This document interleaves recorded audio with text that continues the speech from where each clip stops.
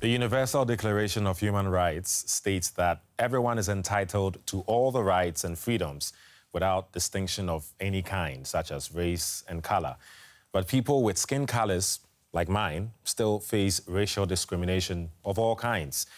We'll soon talk more about racism and how to deal with it, but let's first look at one example from right here in Germany. Alfadia comes from Senegal. He now lives in Hamburg, where he works as a model. He says he's experienced repeated discrimination because of the color of his skin. Like when he wanted to go to a club with friends.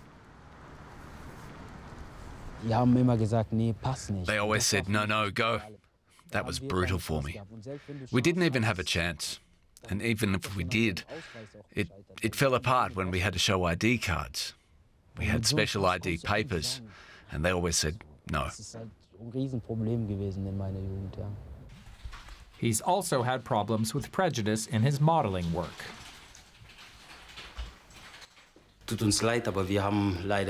Sorry, but unfortunately we don't have clients for you. Or, you look great, but try New York. And I say, hey, I'm here in Germany. I did my schooling here, and I want to be successful here. And those were such blatant moments, realizing there were limits to my career and my future because of my appearance. Alfadia sees this as racist exclusion, and he's not the only one. German society may be diverse, but anyone with a different skin color or who wears a headscarf is likely to experience racism sooner or later. That goes for Berlin and the whole country. One researcher says that 90% of the respondents see racism in Germany as a problem. Those who belong to a minority are usually speaking from experience. Numbers speak for themselves. Racism is not a marginal phenomenon, but one that affects society as a whole. Schools, the police, labor, and housing are some of the primary areas affected by racism. But help is available. There are dozens of resource centers in Berlin alone that are publicly funded. Reach Out is just one of them, offering psychological help.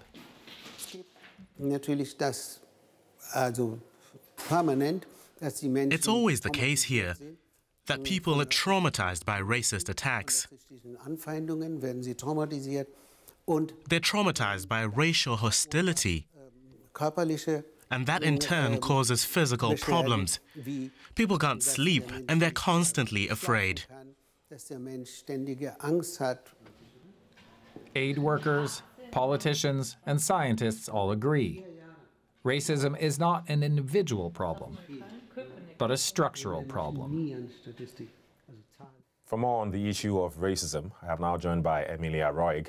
She's a renowned social justice leader, author, and expert on intersectionality, inclusion, and non-discrimination. Hello, Emilia.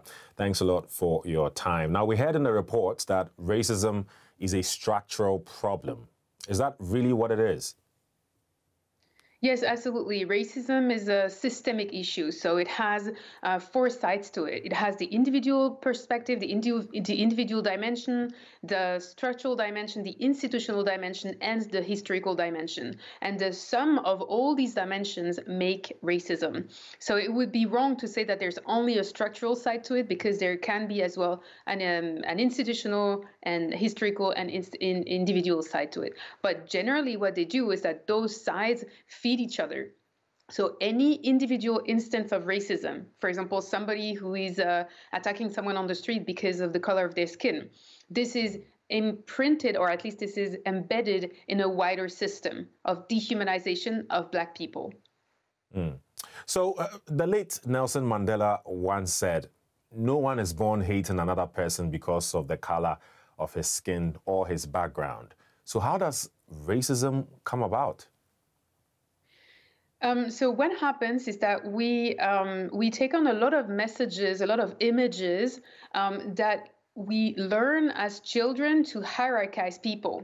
We learn to hierarchize people on the basis of their gender, on the basis of their skin color, their religion, their social class. And all of these messages convey an idea of superiority for certain societal groups. And so, for example, for the case of racism, Black people have been portrayed as inferior, as subhuman. They have been portrayed as particularly criminal, as particularly unintelligent. And all of those images are to be found in all the narratives, the stories, the images that we take on every day in literature, on TV, in advertisements. And so that's how we learn from a very young age to internalize, or at least to view Blackness as something deficient, as something negative.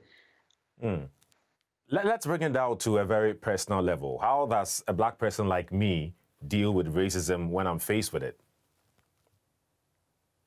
So I think what happens is that from a very young age, there's a cognitive dissonance happening. So I can give you an example of when I was a child, a white child said to me, Emilia, you're Black. And the teacher came and said, no, I don't want to hear this. This is not kind. Emilia is a child like you. And so what we both internalized at the time was that Blackness was inferior, that Blackness in and of itself could be an insult. And so the cognitive dissonance that happens in Black people is that we learn to reject one part of our identity or to consider that part of our identity as negative. And healing means that we need to be whole again, that we need to see that part of our identity as not something negative, but as something that belongs to us and that is that has been constructed as inferior. So it means that the work that needs to be done is individual and collective healing. And that's not an easy task, but I think we as society need to go through that in order to heal from a racist society. Okay, I mean, I get you looking at a very broad picture of how, structurally and institutionally and through society that it can be addressed. But everyday basis, Black people face it from time to time. If one is faced with it right now, what is, based on your experience, the right way to deal with it? So there's no right or wrong way to deal with it. There's something is that it creates rage, it creates frustration, it creates anger. And a white supremacist society tells Black people that they are not allowed to feel these feelings, that they're not allowed to be angry, that they're not allowed to be frustrated. And so that's why I'm not going to say, oh, you should be calm and you should not respond and you should ignore what's going on. I think it's important to give space as well to these negative feelings and to also respond to what is happening.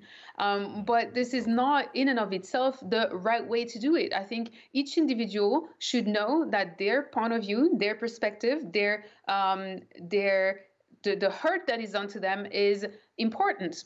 And that, in fact, Black Lives Matter. So if a Black person is being physically attacked on the street or verbally attacked on the street or at work or wherever that might be, I think there's a right to raise that issue and to stand up for oneself. But this is not without consequences. You might be doing this with a police officer and, in the end, you will pay for that. Yeah, well, that just gives me different images. I hope to never be in that situation. But before, let's just round it up by finding out the many people that have gone through the trauma of racism. What is the best way to help such people dealing with this?